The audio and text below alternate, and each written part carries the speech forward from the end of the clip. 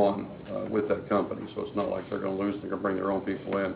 Because these folks are familiar with the students, they're familiar with the crossings, and it'll take very minimal training for them to get them going. Questions? Pete? Got a few questions. Is there any assurance with the current that the pay rate will remain very similar or the same, and that the location's at right now? I know it's hard to draft that sort of thing into agreement, but was that certainly the assurance that was made during the talk? Yes, I think the pay per person that they're going to have there is a little bit higher. I mean, dollar or less than what we're paying them now. But as far as the posts and the positions, yes, those are actually set by us. In my conversation with them, I said, this is where they've been, this is what works best for the school district and the students as to where they cross, and that's where the agreement's going to be, that they're going to remain. Great. This is more for Cheryl and for Mary. When you contract this sort of service, does it reduce some of the city's liability compared to funding that through the police department itself? Okay, so that'll make an immediate impact when we go to bid next time for maybe insurance rates and things that'll come into play? Possibility? Well, I don't know about insurance rate, but it definitely reduces our liability because we have a company now that we're contracting with to provide that services as opposed to the city that has to provide the insurance for that service. Okay.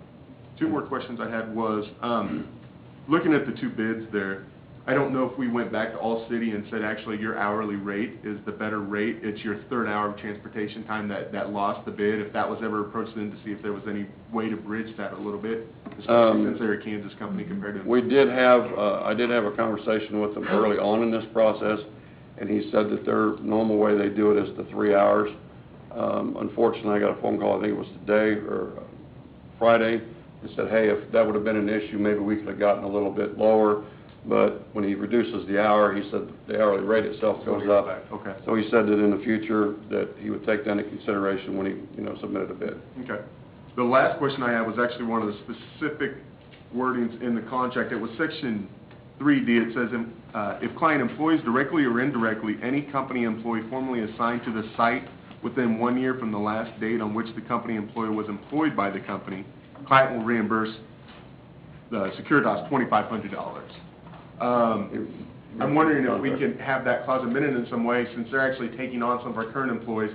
If we don't choose to renew the agreement, we should be able to hire those individuals back on without having to pay the $2,500 fee. So I would ask if we could, when we go back to them to finalize this, ask if we could add a clause that say that does not apply to any currently employed members of the staff at this time. Now, if they hire new, then that would come into play. But we've got 3 people that we're carrying into the relationship. That shouldn't apply to them. We should ask for that to be removed, because we want those people to come back on board if we decide this agreement isn't what we'd hoped for in 2015. Jim, have a reasonable expectation? Those are the things I had. I appreciate it very much. I think it's a good program to be part of. Other questions? Steve? Yeah, I have a couple. This is a 2-year initial, and then I'm assuming it's annual renewal after that, correct? I'm going to go back to the well on this one, and I'm going to say, where's the cost sharing from the school district on this? They're putting in 2 new schools. They're requiring us to man 2 more positions with regard to crossing guards, and this is this is basically, I would like to see if there's any possibility. Again, that means that we have to talk with the school district, and they have not shown a great willingness to talk to us. But I'd like to see whether or not we can recoup some of that cost, because we are servicing their schools and providing, not providing transportation, but providing access to those schools in a safe manner by offloading the liability to another entity that they would possibly have to carry themselves if it were an alternate arrangement. So I'd like to know what's the whole situation with regard to the school district, and whether or not they're looking to or are willing to partner with us on some sort of a cost-sharing arrangement with regard to this contract. It might not happen the first 2 years, but I would be very strongly suggesting that we pursue more aggressively that kind of arrangement in the future. Okay. I mean, they do it with SROs. They reimburse us, right? Pardon? They reimburse us for SRO Yes. time. So. So I don't see a USD 231's involvement in this at all, and that needs to change.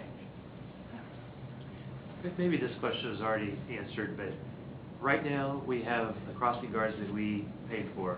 Mhm. They are hired directly from the police department? Yes. And I guess, how often do cities do that as opposed to outsource? Is this the normal path, or is this something that, It's, in Johnson County, it's kind of like 50/50. There's some, I believe Overland Park does their own, but there's a majority of the others that actually contract it out. This particular company here contracts with Lenexa, Prairie Village, and they were doing Lenexa, and the other company got Lenexa this year. But there's Lenexa, Prairie Village, St. Peter's School, St. Elizabeth, School District of Kansas City, North Kansas City, Hickman Mills, and Center School District are all done by this company. could you And name those it's, again? pardon? Could you name those cities again? Lenexa, Prairie Village, and then the school districts, they cover the school district of St. Peter's School, St. Elizabeth, School District of North Kansas City, Hickman Mills, and the Center School District.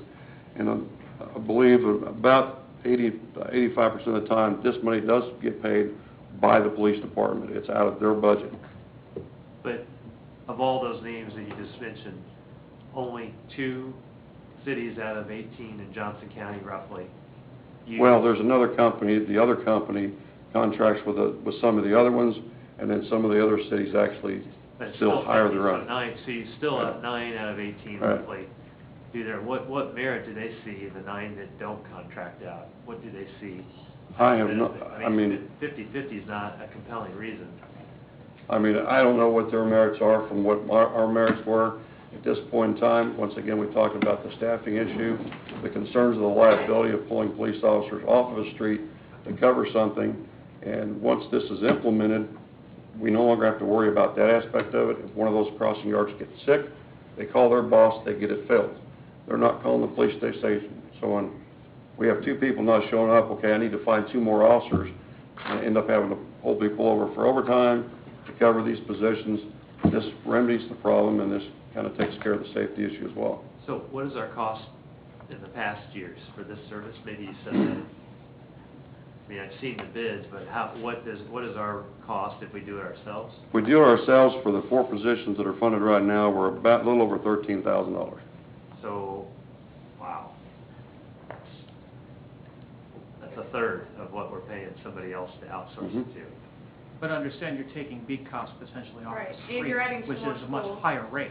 Right. That's only the cost for the 4 positions. That's Right, not the that's only cost for one the of 4 our uniformed positions, not officers. including the 6. Where's the Well, you're right, cost there's a for- big gap between that, but Let's not all talk over each other. Heath, I think you've got the... well, no, I think, it's a fair question, but that gap is, I feel like it's overcome from the management perspective of not having to dedicate resources from our police department, where we already know that we're probably understaffed when you compare our population to our number of officers, and knowing that evidently there's a limited employment pool in Gardner that doesn't look for this sort of opportunity, or that we would have been able to fill that 4th slot pretty easily, and we have backups in place that we don't. So that's where it comes in, I believe. Christie, No, you got that? Well, offloading the liability aspect as well cannot be underestimated. That will probably pay for a good chunk of that, just not having that on the books.